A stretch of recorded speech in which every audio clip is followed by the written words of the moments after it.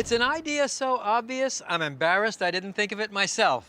Fortunately, Steve Nestor did. Steve is one of the grill wranglers on Project Fire, and he likes to cut racks of ribs into individual bones to be rubbed, smoked, and sauced like chicken wings.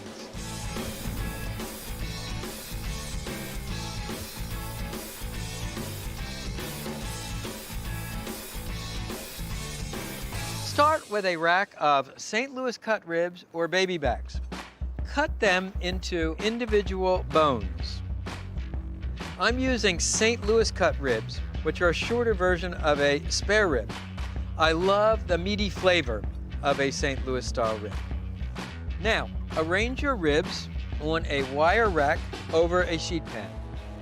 Next, prepare the rub.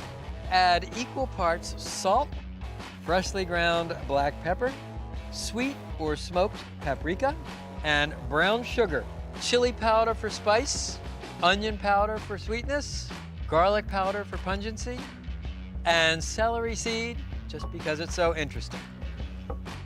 Mix the ingredients for the rub with your fingers, breaking up any lumps in the brown sugar. Now come and season the backs of your ribs. Then turn the ribs over and season the other side the same way. To smoke the ribs, I'm using an extra large big green egg. I fueled it with lump charcoal, added a few hickory chunks to generate wood smoke, plus the deflector plate in order to set the grill up for indirect grilling. Now take your ribs and place the ribs on the grill grate. Close the grill lid. We'll adjust the vents to obtain 250 degrees. Cook the ribs for 1 hour. Total cooking time will be 3.5 to 4 hours. Meanwhile, let me show you how to make the cider spray. Start by adding 1 cup of cider vinegar, then a tablespoon of Worcestershire sauce, and finally a splash of hot sauce, as much as you can bear. Open the ribs and spray them with the cider spray. And you'll do this every 30 to 45 minutes. We're adding an extra layer of flavor, keeping the ribs moist. We have one more preparation to make, and that is a chipotle molasses barbecue sauce. It starts with ketchup, to which you will add a sriracha for heat, Dijon-style mustard for tang, brandy for fruitiness, sambuca for an anisey sweetness, molasses for an earthy sweetness, brown sugar for more sweetness, garlic powder for pungency, and chopped chipotle peppers for smoky heat. Next, add the finely grated zest of a lemon for brightness, and a squeeze of fresh lemon juice for acidity. Finally, a splash of Worcestershire sauce to bring it all together.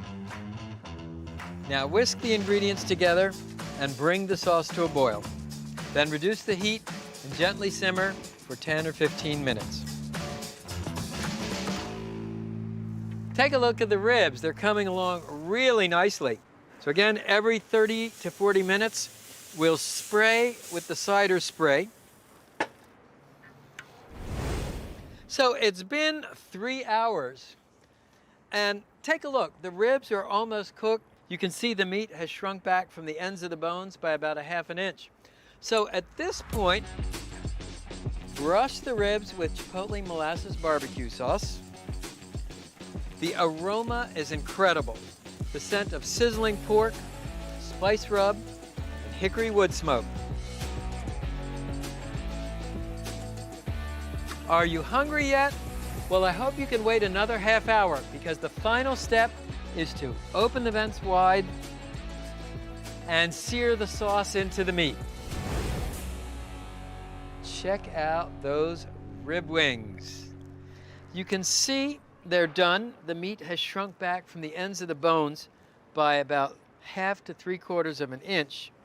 And here's the advantage of having arranged the rib wings on wire racks. You can just pull them off in one fell swoop. And I kind of like to just pile the ribs up in a bowl. These make perfect finger food at a tailgating party. And the last two for me. And a dollop of the chipotle molasses barbecue sauce. Yeah. So let's see how we did.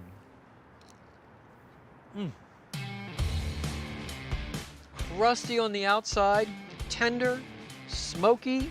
See a little touch of pink, a smoke ring. Try a little of the sauce. Great sweetness from the molasses and that surprising anisey bite from the sambuca. Rib wings, easy to cook, even easier to eat.